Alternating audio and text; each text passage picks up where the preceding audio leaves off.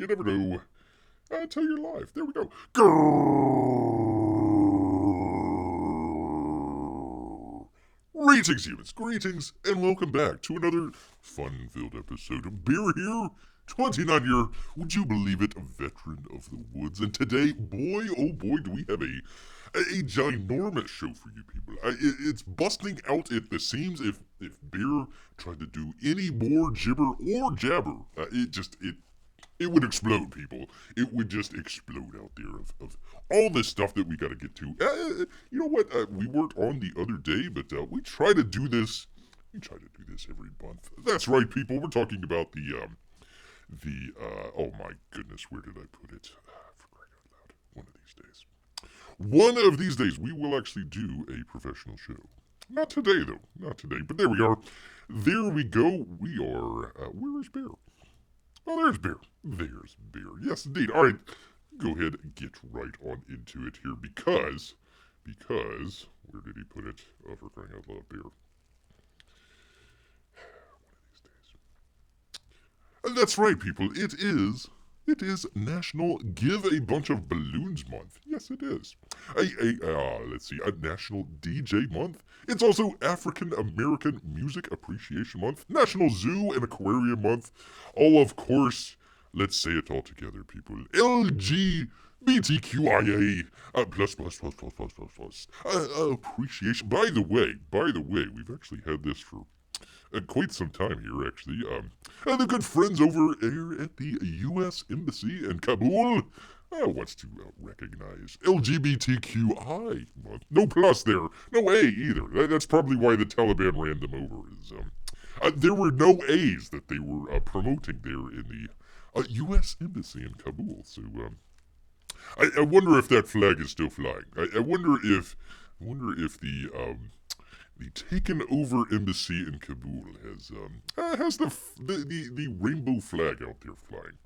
You never know. You never know. All right, we go on here. Let me get out of that. Get out of that and go back to where was he here? Where was he here? Because it's also Men's Health Month. Just for 1 month, guys. National Accordion Awareness Month. You just got to be aware of an accordion. For only a month. National Adopt a Cat Month. We actually did that last year. National Fresh Fruit and Vegetables Month.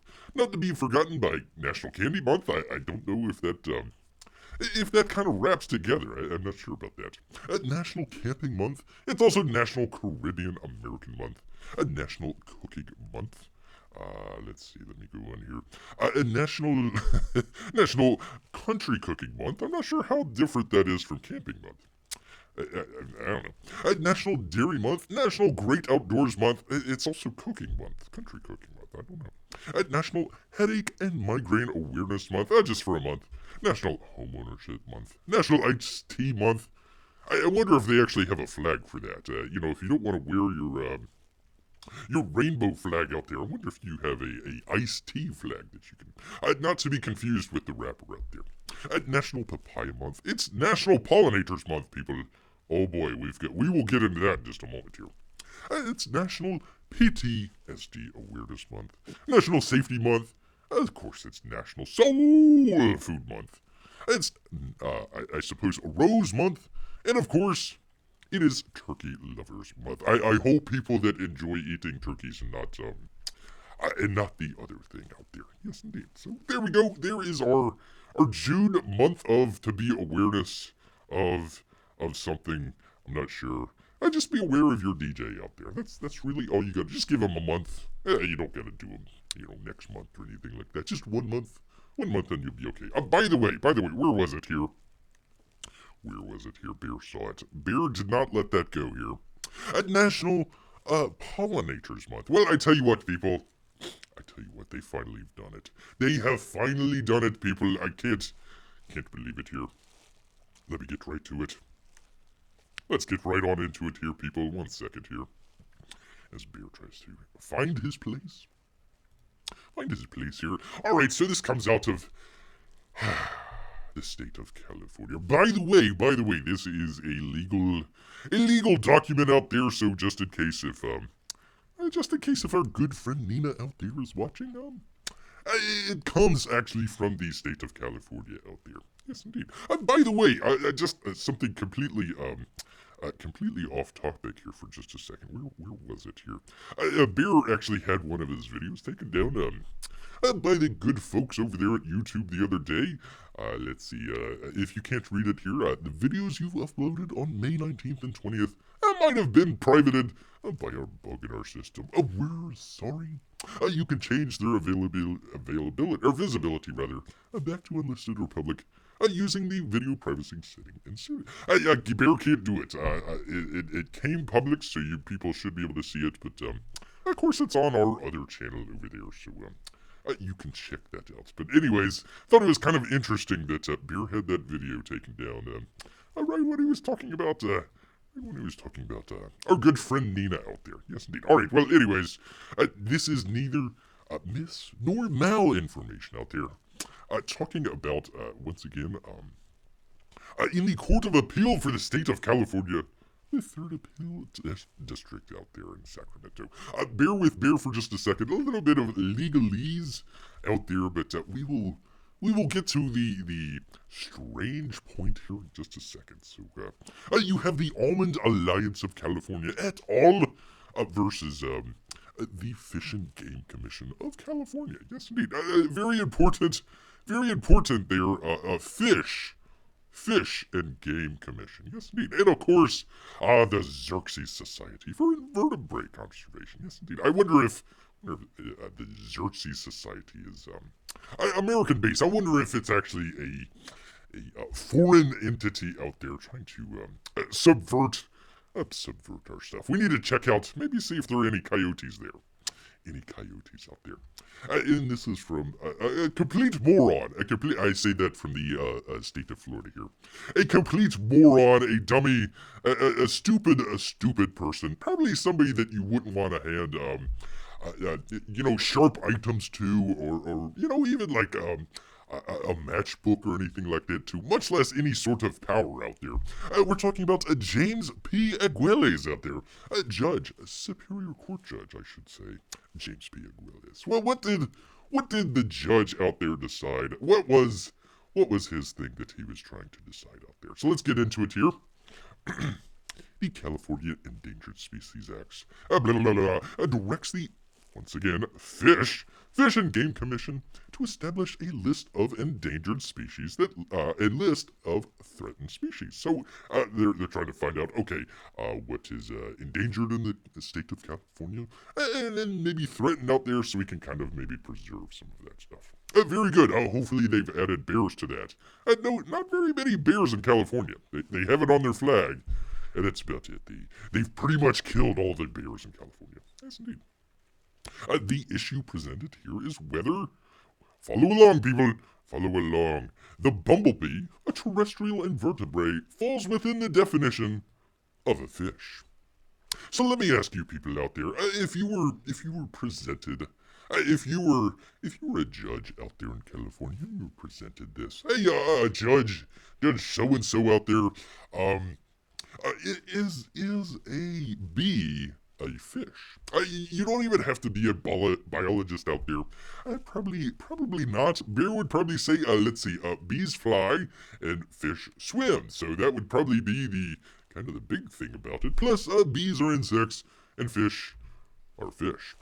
As that term is used in the definitions of endangered species in section blah blah blah, threatened species in section blah blah, and candidate species in section blah blah of the Act. Yes, indeed. Probably not. More specifically, we must determine whether the Commission exceeded its statutory delegated authority when it designated 4 bumblebee species as candidate species under consideration for listing as endangered species. We first affirm and expand upon our conclusion in California Forestry Association that Section 45 defines as fish as the term used in Section that means the Commission has the authority to list an invertebrate as an endangered or threatened species. I'm not sure if I follow along there. We next considered whether the Commission's authority is limited to listing only in aquatic invertebrates. We conclude the answer is no. Well, Judge Bear concludes straight to the Bitcoin volcano for you. Although the term fish is colloquially and commonly understood by normal people and bears out there. Bears can determine whether or not fish are fish or bees are bees. Even the bears out here. Refer to aquatic species, the term of art employed by the legislature in definition of a fish in Section 45 is not so limited. We acknowledge the scope of definition is ambiguous. No, it's not. But we also recognize we are not interpreting the definition on a blank slate. It's a fish and a bee, people. The legislative history supports the liberal, of course, it's California, interpretation of the act. Though the lens which we are required to construe the act, and that the commission may list any invertebrate as endangered or threatened. Yes, indeed. So there we go. We thus agree with the commission and the California Department of Fish, and also bees, I suppose, and Wildlife Department, and the Xerxes Society, blah, blah, blah, and Center for Food Safety.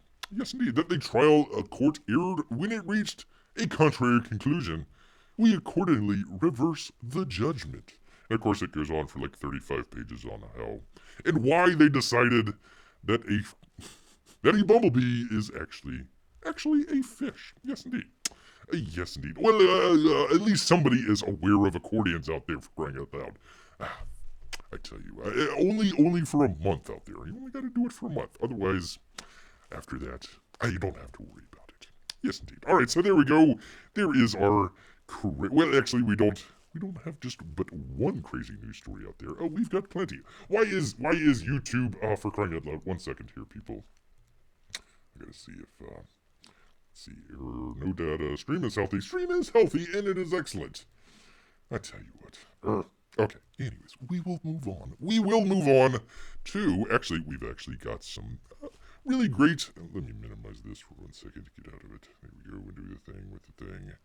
And the thing, because we've actually got some campaign updates out there for you people. Yes, indeed.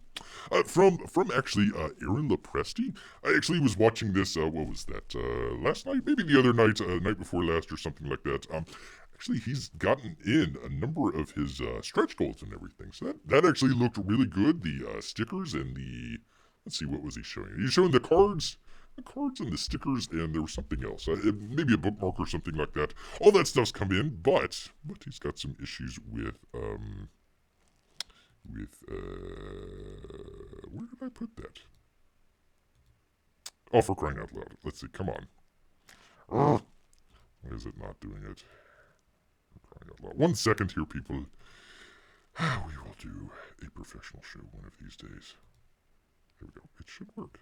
Why is it not working? Okay. Anyways, Beer will just read along with it. For some reason, it's not showing up. The Wraith of God June update.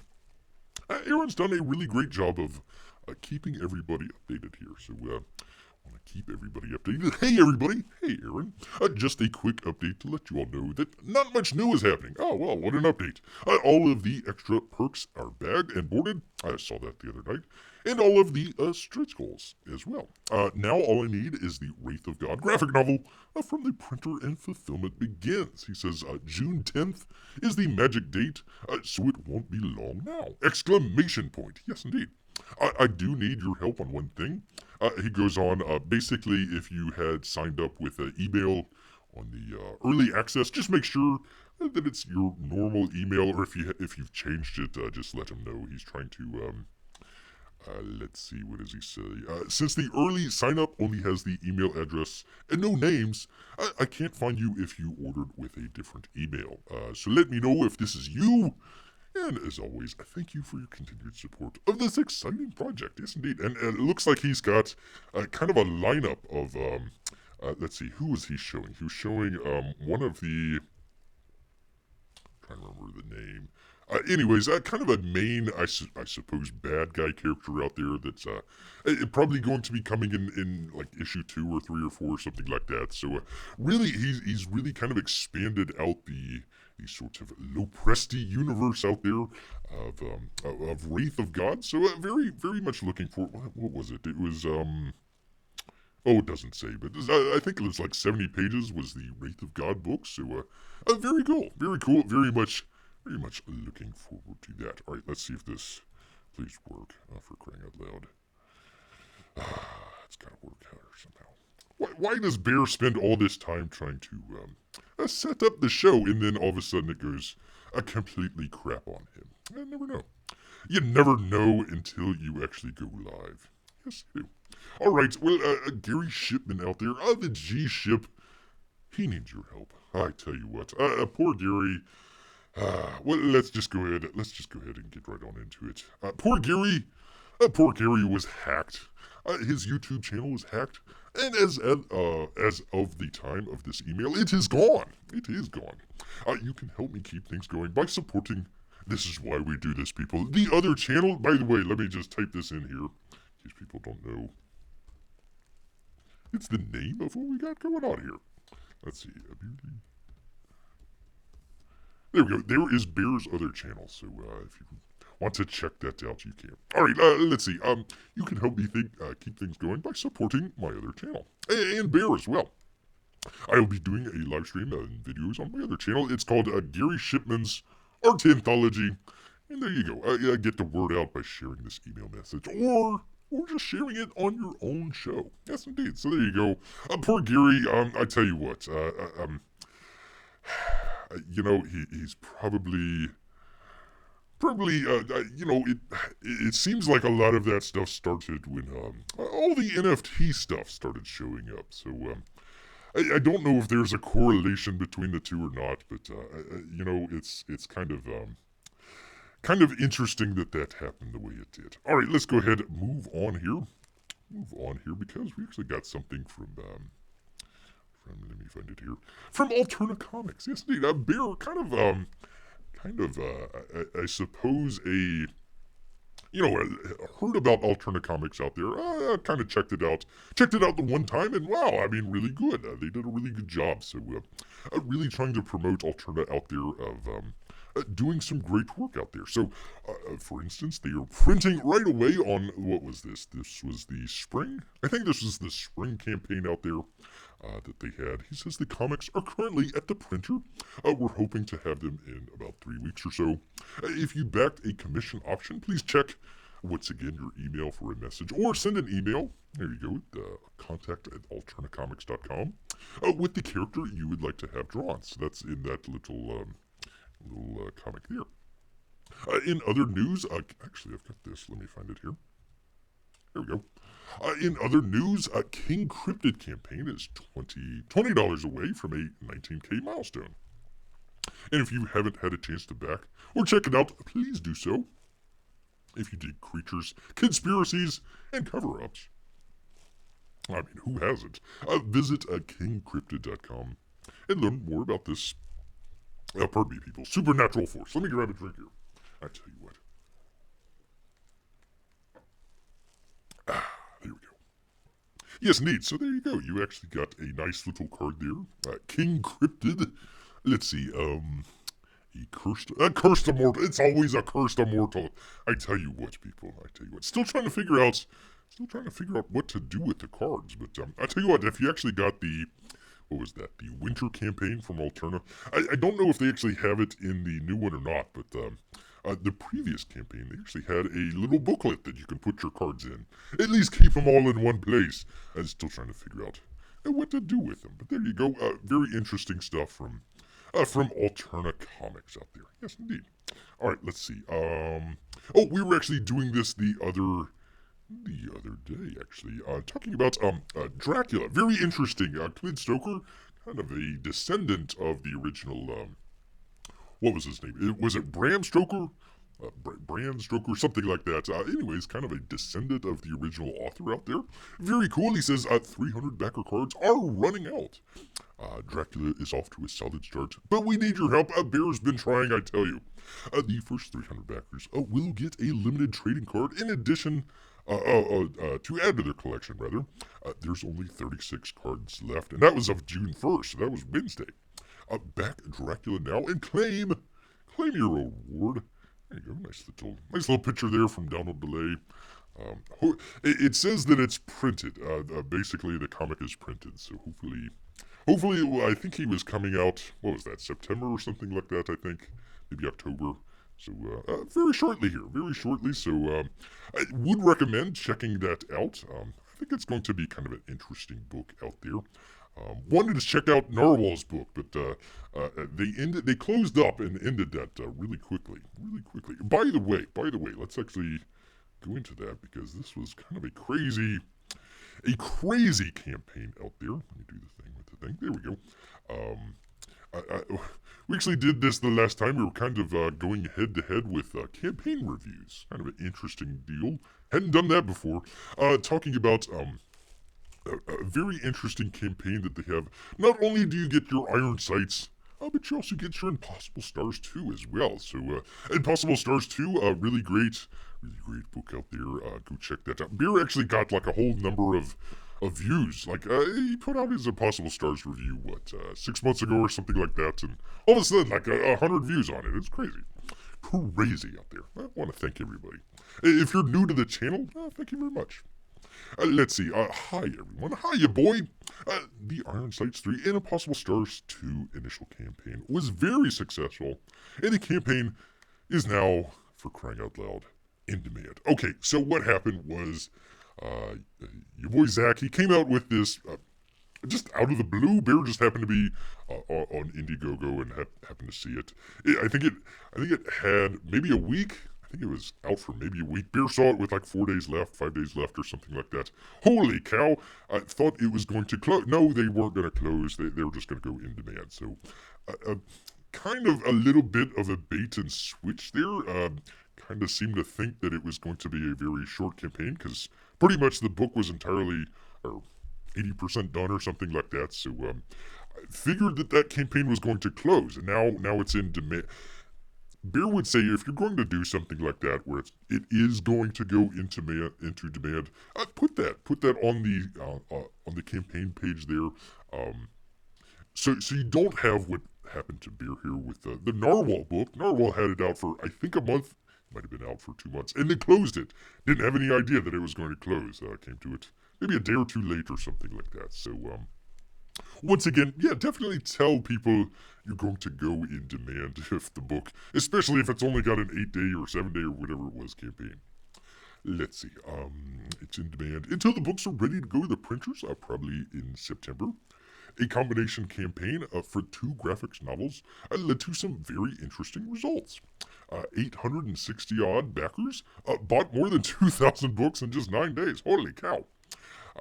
Beer always say, go ahead and get 2. You know, you can always have one for yourself and give one to a friend. Beer sometimes gives it to the local library out there. So that's not a bad. It looks like there's a number of people that actually bought 2. So very cool.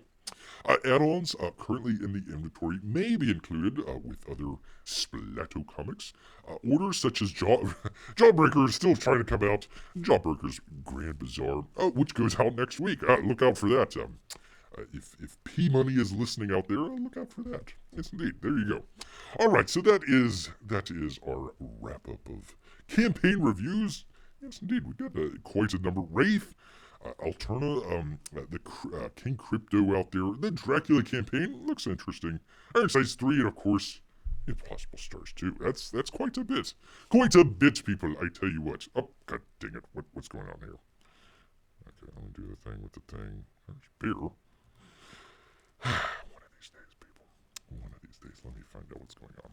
Anyways, let's go back, and not a whole lot of chat out there, but that's okay. That's okay because we actually probably stunned out there that people could say that a bee is actually a fish. I don't understand that. Don't understand that at all. All right, so let's go ahead. What's going on here? There we go. Finally. All right. Well, we actually go to one of Bear's daily reads out there. The Art newspaper. Yes, indeed.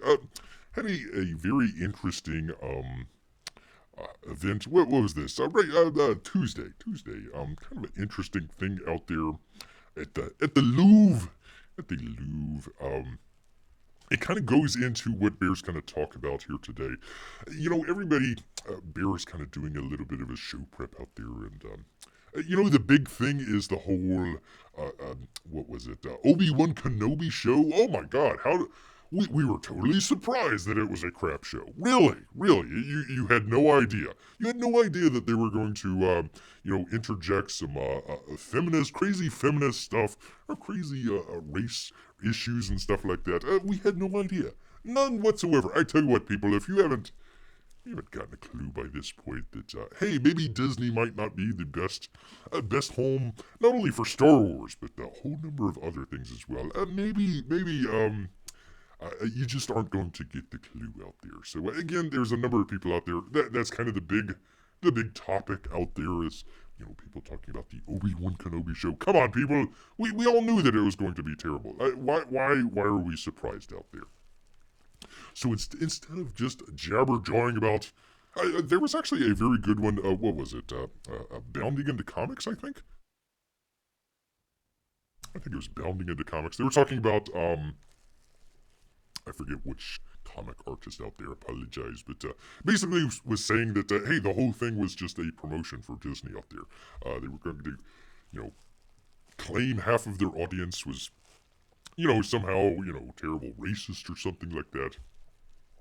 Generate a whole bunch of controversy, and then, cash in on all that sort of stuff. So, it's silly. It's just silly stuff out there. So, we're going to do something a little bit different. We're going to talk a little bit about this, but just kind of as a sort of entrance into kind of some crazy stuff that's going on out there in the world. But we'll try and make a complete sense out of it, or at least as much as Bear can make sense out of things.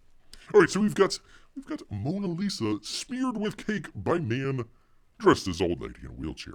That has got to be one of the craziest headlines.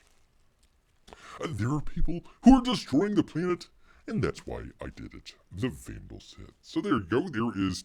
Now, luckily, it is behind glass. So all they had to do was just wipe it off. That's fine. There's, not going to be any harm done to the Mona Lisa out there. But I tell you what, people, it's just kind of a sort of symptom of what is going on out there. All right. Let's see. Who was this? I don't see the author. I apologize. Paris crowds bustling to see the Mona Lisa at the Musée de Louvre on Sunday. About a week ago. We're shocked to witness a man attempting to smash the protective glass case surrounding the famous portrait before smearing cake across its surface. That would be the glass. The act of vandalism is thought to have been an environmentally related protest. The eyewitnesses told the French press that the man had disguised himself as a, quote, old lady in a wheelchair, wearing lipstick and a wig. He leapt out. Oh, he was saved. I bet you people are like, oh, he saw the Mona Lisa. He's got his power. Or she, I should say. She's got his power. She's got his powers back. She's got her powers back. Finally. But no, it was actually just a man in a wig. He leapt out of the chair to attack the work, and then later threw flower petals on the ground. He had not been yet identified by local media. A typical loon out there. A video shared on social media showed the man being escorted out of the gallery by museum security. In French, he says, think of the planet. There are people who are just trying to destroy the planet. Think about that. That's why I did it. I knew it. Another video posted to social media shows members of the museum staff clearing the glass plane, while another attendant removes a wheelchair from in front of Leonardo's painting. He wasn't going to need to use it after all. The loos spokesperson confirms that the museum is pressing charges against the man. It is a man, I tell you. And has handed him over to the police, who arrived on the scene shortly after the attack, and hopefully introduced him to some of that beautiful Parisian justice out there. The museum salutes the professionalism of its agents, who reacted immediately during this incident, a museum spokesperson said in the statement, according to the Art newspaper. This incident reminds us that monitoring national collections remains at the heart of our mission. Yes, indeed. So there you go. Probably also, well, you don't want to have that in some dude's home, you know. Just make it public. I'm glad they put the art out there so everybody can enjoy, including crazed people in a wheelchair trying to smash it up with some cake or something. That's just crazy. But it's par for the course, people. So kind of our sort of entrance into crazy land out there. Let's go ahead and actually talk about kind of some of the reasons maybe why that's happening. Let's just back up for just a second. Let's just say you're a member of one of the audience members out here. Old lady jumps up out of her chair, throws off her wig at some dude in lipstick, and he tries to bash in the Mona Lisa out there, smears it with. Like, can you bring cake into the museum? I don't know. Whatever. Maybe it was under her, whatever, wig out there. Who knows? So they smash the cake up against the Mona Lisa out there, and you say, gosh, you know what? I wasn't for. I was a little on the side, kind of on the sidelines there about environmentalism and out there. But you know what? This one really pushes me over. Is that the point? Is that the point of what he's like? Okay, this is gonna be the one that turns everybody over. By the way, they actually had the guy that like set himself on fire in front of the Supreme Court. He missed it by about 2 weeks. He was setting himself on the fire in front of the Supreme Court like about 2 weeks before the whole Roe versus Wade thing, so that kind of got overblown. But yeah, anyways, I'm gonna protest the sort of environmentalist, or not, protest the oil companies out there by dousing myself with gasoline and setting myself on fire. I probably wouldn't have been able to do that without the oil companies, but anyways, kind of a sort of odd way of bringing about attention, but that might not be the only crazy thing that's happening out there. So let's go ahead, go to a place called Tablet out here. Michael Lind, who is I suppose in the sort of maybe 10, 15 years ago since a sort of hard liberal out there. Not necessarily a hard leftist or anything like that. Probably just your, people say traditional liberal, kind of a different meaning, but kind of, if you thought of, your big government liberal out there, that'd be kind of where Mr. Lind comes in here. So we're kind of doing it from that perspective here. He says it's the end of progressive intellectual life. Oh my God. How the Foundation NGO complex quashed innovative thinking and open debate, first on the American right, and now on the center left, which I guess that would probably be the best way to describe Mr. Lind out there. Center left, many of us might say a little bit further left, but we'll take his own admission out there. It's neat. We won't read the whole thing. I'll try and I forgot to link it into the description out there, but we're just gonna do the first couple paragraph or two out there. He says, I have never liked the term a public intellectual. Neither has beer. Let me take a drink. But like its 19th century predecessor, a publicist, it describes a social type that plays a useful role in liberal democracies, in which at least some of government decision-making is influenced by open debate rather than secret discussions behind closed doors. To influence voters, public intellectuals. Is Bear considered a public intellectual? A Bear is a public intellectual. There we go. Why not? What the hell? Public intellectuals write for a generally educated public, not necessarily the less educated majority. Sorry, you dum-dums out there. Not Bear. Bear tries to wrap everybody around. It's fine. Much like a giant hug, like a bear hug out there. In ordinary language, not jargon. Like the policymakers who they seek to influence, they are necessarily generalists in the service of what Brazilian-American public intellectual called Robert Ungar calls a strategic program. Public intellectuals ponder the connections among different policy realms. Talks about economic, foreign, cultural, yada yada yada, if only to ensure that one policy does not contradict another. Public intellectuals tend to annoy their own side by probing its internal weaknesses while trying to convert members of the other team rather than simply denounce them. I think, once again, we could have talked about Star Wars here, but I think that pretty much talks about what they're talking about there over at the, what was it, Obi-Wan Kenobi thing that they were doing. The centralized and authoritarian control of American progressivism by major foundations and the nonprofits that they fund and the large media institutions out there. Let's circle and underline that one, people. Universities, corporations, and banks that disseminate the Progressive Party line has made it impossible for there to be public intellectuals on the American, what he calls center left. I would say left. That is not to say that progressives are not intelligent and or well educated. It is merely to say that being a progressive public intellectual is no longer an option. In an era rather, which progressivism rather is an anti-intellectual. I tell you what, too many big words out there for beer. If you are an intelligent and thoughtful young American, you cannot be a progressive public intellectual today any more than you can be a cavalry officer or a silent movie star.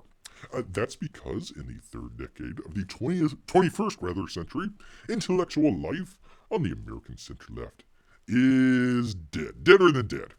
A debate has been replaced by compulsory assent, and ideas have been replaced by slogans that can be recited but not questioned. Like our gentleman out there that's smearing cake.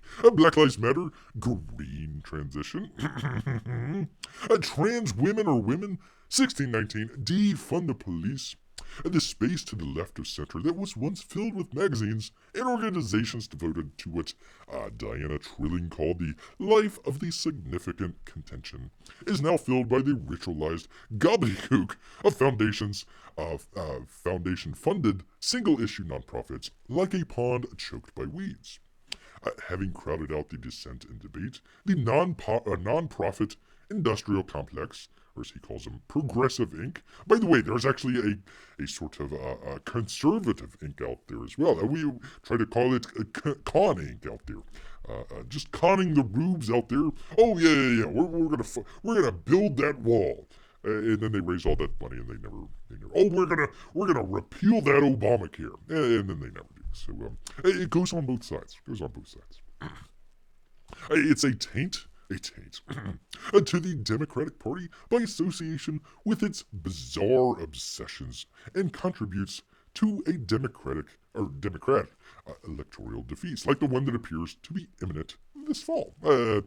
We'll see what Dominion has to say about that.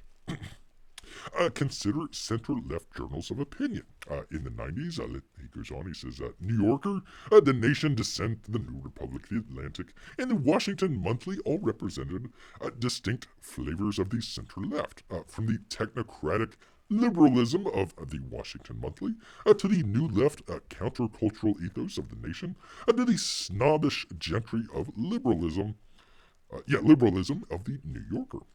Today, there are bare bones Xeroxes of each other, promoting and rewriting the output of single-issue environmental, identitarian, and gender radical nonprofits, which tend to be funded by the same set of progressive foundations and individual donors.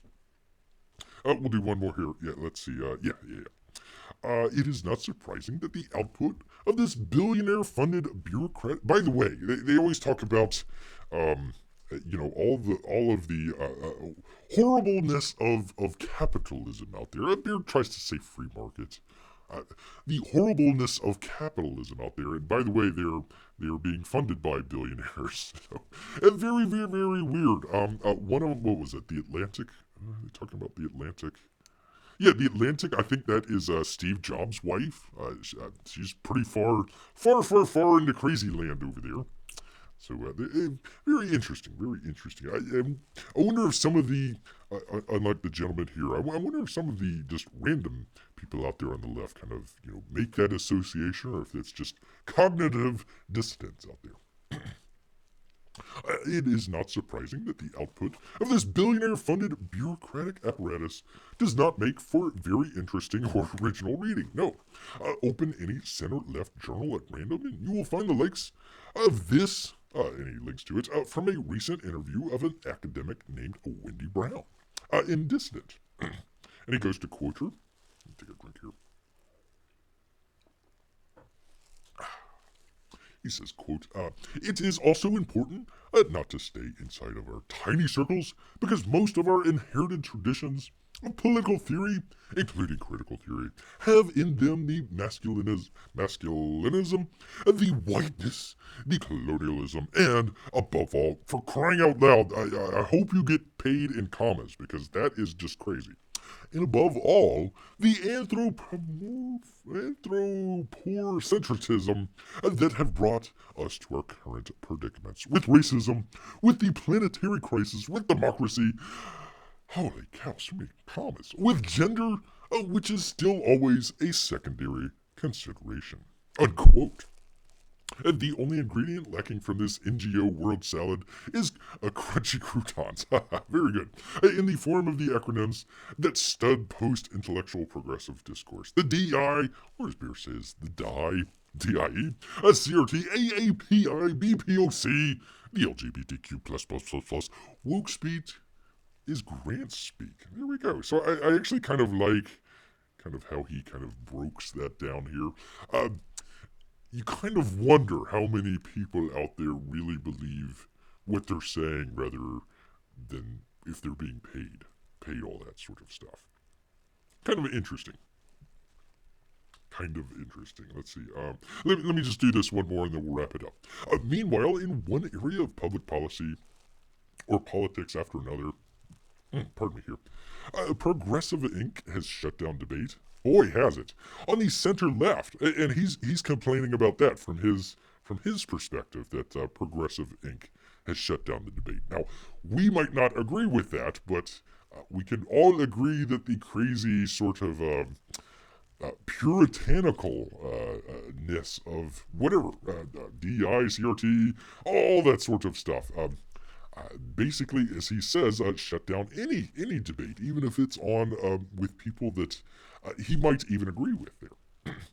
Through its interlocking network of program officers, nonprofit functionaries, and center-left editors and writers, all of whom can move with more or less ease between these roles during their careers as bureaucratic functionaries. Like, so, for example, let me just find her here. Where'd she go? Our good friend Nina here. She was bouncing around from one NGO to another.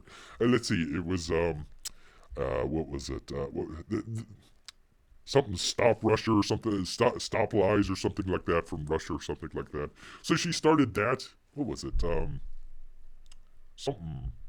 Something false or something like that. It was in one of the other videos that Beer had. Anyways, that was one NGO, jumps to the other NGO, jumps to the whole disinformation governance board, and then that kind of falls apart. So let's see, they tried to put her into the Homeland Security in some sort of capacity. That didn't work out. Now she's back at some NGO. So it's just a giant cycle. So even when you try to cancel, we're not trying to cancel these people or anything like that, but when you're trying to say, okay, this person has done a wrong, has done a bad, should not be in any sort of levers of power whatsoever, well, they just go over to, academia, or they just go over to a nonprofit. They just go over to a media company. They might rotate back into government in some way. So it's just a kind of an incestuous cycle there. Yeah, it's not a very positive thought out there. Let's see. Where was Beer here? Oh, okay. They can rotate the roles during their careers as bureaucratic functionaries whose salaries are ultimately paid by America's richest families and individuals. The result is a spectacularly well-funded NGO sphere, which he calls, whose intellectual depth and breadth are contracting all the time. So you have all these families, all these individuals out there promoting different organizations out there. You know, a lot of people think of Soros out there. There's a number of different people that have nothing to do with the man, but still have things that are going wrong in society that they think that they know better than everybody else. Kind of like the whole Bill Gates thing and telling everybody to eat bugs. No, Bill, you eat bugs first. You tell us how bugs are just the greatest thing in the world. By the way, you notice that whenever they try to take something away, they never replace it with something better. You know, okay, we're going to take away your steaks. Okay, so maybe we can eat lobster or something like. No, we can't do lobster. No, you're gonna eat bugs. You're gonna eat bugs. So need to figure out a way of trying to make that a little bit. I hope not. But anyways, so that was kind of an interesting article. It's very long. I didn't want to get into the entire thing of it, but the end of progressive intellectual life, written by a sort of. He self-describes as center-left. I would say probably more progressive left, but not crazy left. Brings up some very good points and is able to find the sort of flaws in his own sort of philosophy. Probably trying to make it better, but still just trying to figure that out. Yes, indeed. All right, so what that brings us finally here to is... Nope, not that. Well, I will show that. Americans are losing over $1 billion in cryptocurrency scams. We'll come back to that. We will come back to that. Yes, indeed. All right, so finally, kind of rounding things out here. So we had the guy out there that was smearing the Mona Lisa out there and trying to bring, I suppose, awareness to the environmental lobby out there. And we were talking a little bit about the environmental lobby, who it's funded by, and kind of what it's sort of for there, coming from a gentleman that's probably of the progressive side of things. I'm not going to say left or anything. So we see that. What is the sort of results behind that sort of thing? What is the thinking behind that sort of thing? So we've got, let's see, from the Telegraph and all the way over there in the UK, and Janet Daly, who probably played for the Pittsburgh Steelers back in the 70s, I believe. The anti-growth lobby sees humanity as a threat to survival. Interesting. There is an ideological movement strong among the Greens that regards prosperity as bad as progress and as an end-of-the-world threat. So she starts basically talking about economics. I'm not going to get into any of that, but let's go ahead and kind of just jump right into it.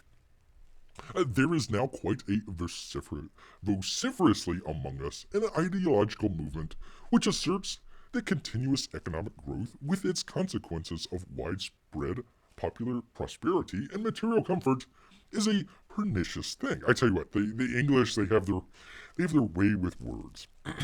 And the more people having more money is a threat to the survival of everyone. Interesting.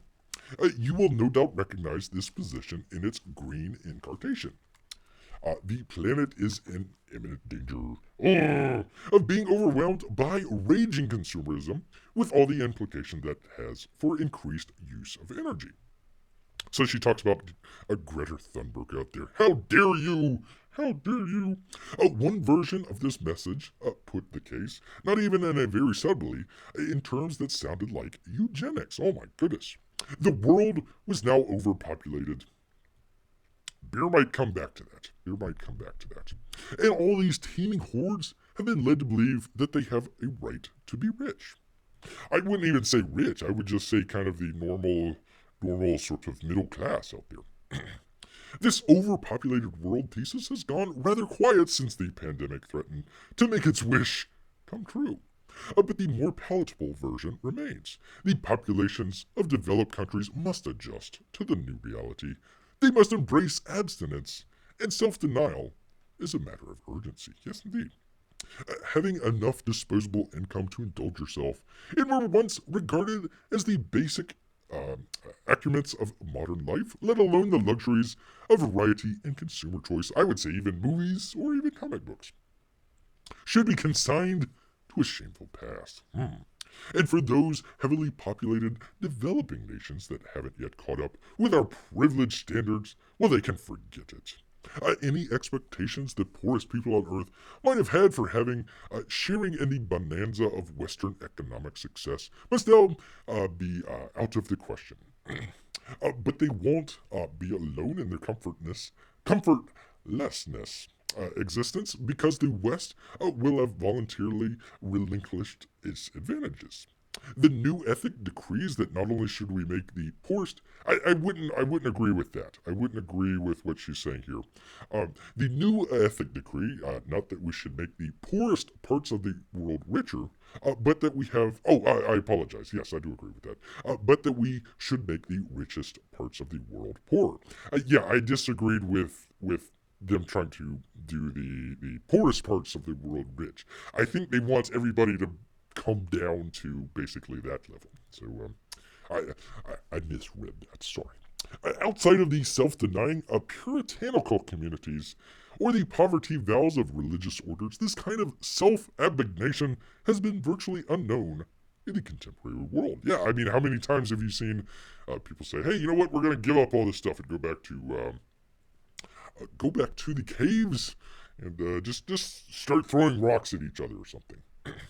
Oh, whatever your views on the urgency of climate change, and again, this isn't about that. It's about kind of the sort of thesis behind the way people are going about that sort of stuff. The tone of this evangelism must be disturbing, if only because there's something so odd about its psychology.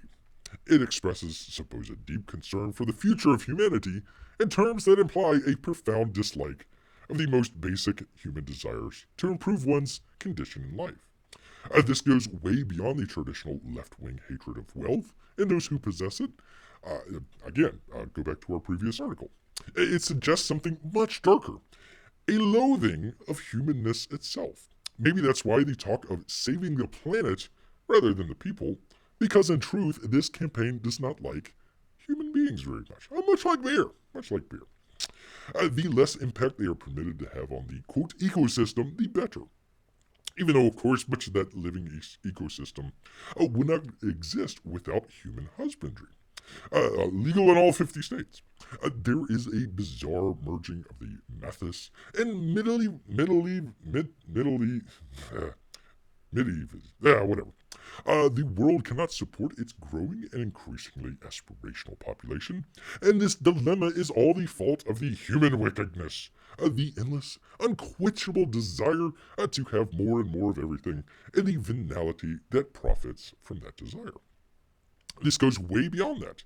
What might seem like practical recommendations for efficiency or the elimination of waste, bears not against that. He wants a very full trash can out there. That can be dealt with rationally if we are thought to be an acceptable answer to the problem.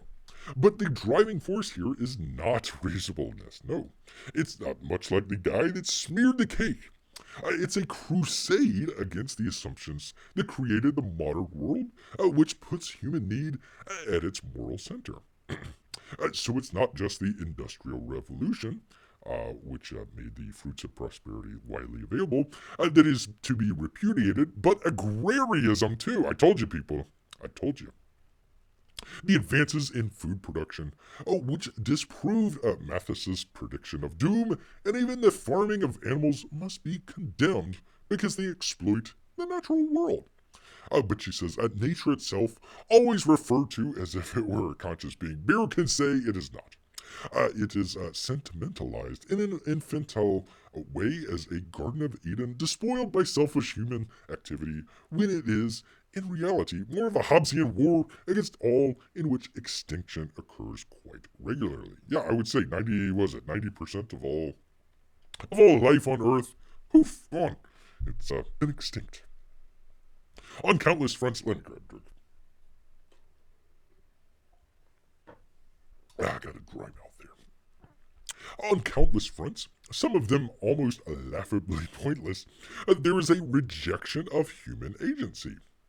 Sometimes this rejection must be stimulated to conform with the fashionable dogma. Simulated to conform with the fashionable dogma.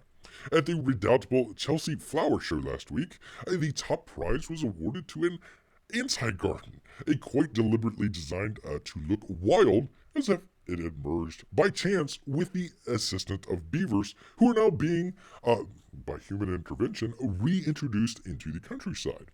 A pair of sentient human designers had contrived to create something which disavowed human intervention. That, she says it all. Yes, indeed. So, once again, we kind of circle back, as it were, circle back here to kind of our thumbnail here. Once again, we got the guy that's out there kind of smearing the Mona Lisa. For what? What is he trying to promote out there? And even if these people in the audience were receptive to, we're in France, for crying out loud. If they're receptive to his thing, what are they supposed to do? Again, you kind of go back to they're taking away any way of you trying to use energy. So, for example, oil, coal, even nuclear out there. That's pretty clean, unless it blows up. Let's see. You even got water out there, hydroelectric plants and whatnot. You need to do away with all that. You need to do away with all of that. Go with solar power. By the way, you're not going to be able to build any solar power because all the solar power plants are going to be the manufacturing plants. They're all going to be closed because we can't have any of that. We're all going to be out there in the caves throwing poop at each other. Just forget about agriculture. Forget about going back to this sort of agricultural age, just where you're kind of working off the. No, forget about that. That's not even acceptable. Basically, you need to be kicked off of the ladder all the way down to the very bottom, and that's where. Actually, I would say probably they you kind of wonder. You kind of wonder if some of these crazy people just want everybody dead. I think that might be kind of where they are going with that. All right, let me test a little bit of fate here. Test a little bit of fate here, since we are talking a little bit about this. Let's see where I'm trying to look for it here. 1 second, people. Here we go. Let me go back to it here. So they're talking about the sort of thesis behind everything. The thing that brings everything together, okay? The sort of thought of the overpopulated world. There's more humans out there than there is food, or there is more human beings out. We can't allow the people in the third world to rise up to the level of Europe or United States or something like that. Because, oh man, they all want SUVs. They all want air conditioning. Think of all the emissions in the world. Oh my goodness, think of all the. Are we even going to be able to feed everybody? I tell you what, people, is this actually. Are we all going to die? Are we all going to just die out there? Well, let's think of it this way. So we had the Wu flu out there. We had all of our experts out there on the Wu flu, and I come to find out a lot of that stuff wasn't correct. They actually had a study just the other day talking about in schools. It might have been a university, but I think it was schools talking about the masks out there. Completely useless. They were doing a study. I think it was over in Europe. I need to find the study here. It wasn't effective there. There was really no real drawdown in the sort of contraction of a disease or anything like that. It just didn't work. You hear me out there, YouTube? It just didn't work. Let's see. Where's my the masks. It just didn't work out there. So we have all those experts. Oh, the COVID is going to kill 1 billion people. It didn't. Let's see. And then you got your environmental folks out there. Oh, we got to do this, otherwise the world is going to, Al Gore, New York is going to be underwater. Miami is going to be under. Why are all these people buying condos in Miami if it's going to go underwater? So maybe those experts were wrong, but we're talking about population out there. Well, what happens? Here we go. Let's see if YouTube hits me here real quick. What happens if the experts are wrong? What happens if, what was it, 7 billion, 6 billion, something like that, a billion, or excuse, yeah, billion people out there. What happens if they're wrong? What happens if they've possibly overcounted? Maybe that might explain a number of things where you have a lot of people out there trying to generate a sort of youth movement. Think of like the these sorts of, what was it, the anti-Vietnam War stuff, or even sort of the civil rights movements. You had these mass movements of, hundreds of thousands of young people out there. They might be marching Washington or whatever. They're marching out there.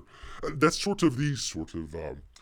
I think when people try to go through we need everybody to come out and do the thing. That's what they're thinking of. They're thinking throngs of people are going to be out there and they're going to be marching and rah, rah, rah. Well, number one, sort of marching, protesting, that sort of, it's a young person's game anyways.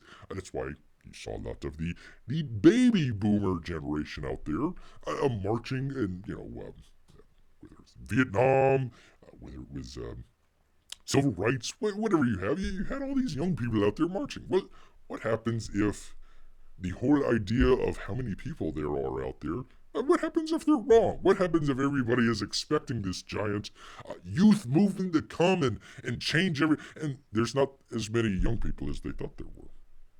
What happens then? It seems to be like a lot of these sort of old people. What was the name that they were calling that? Elon Musk had a good one out there, the geriatrics or something like that.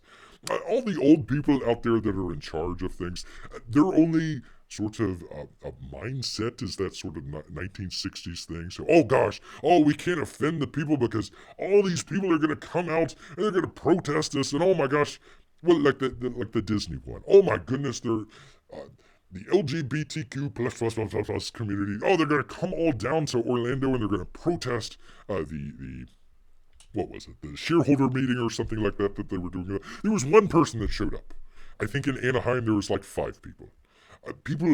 I'm sure all the scared people out there, oh my God, there's going to be 10,000 people outside of Disney World. They're all going to have pitchforks and stuff.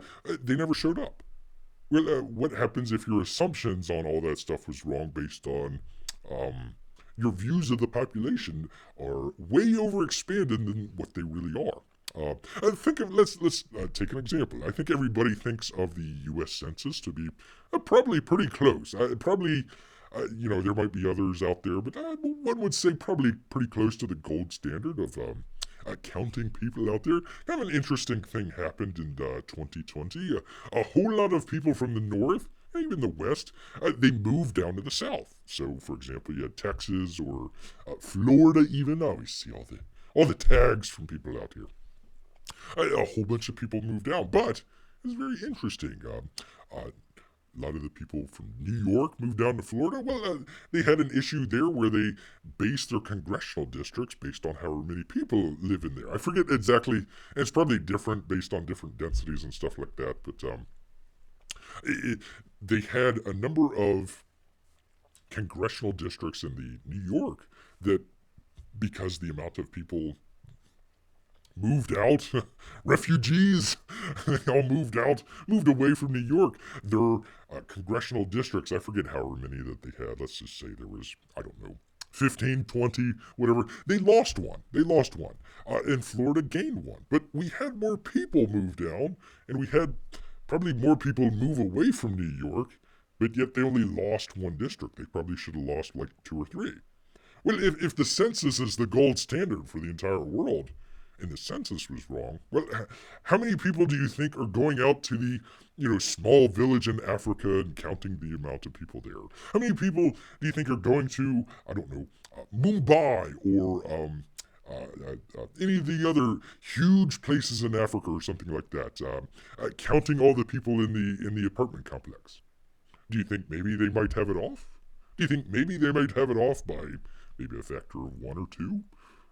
Maybe if that was the case, maybe a lot of the assumptions that they have might not be entirely accurate out there. But Anyways, something to think about there. Check it out there, people. All right, well, I tell you what, I believe I have stunned. I have stunned the entire audience here with brilliance and possibly also a sort of delisting from YouTube. You never know. You never know until you hit that end button here. But you know what? Want to thank everybody that came out. It looks like some new folks that came out here.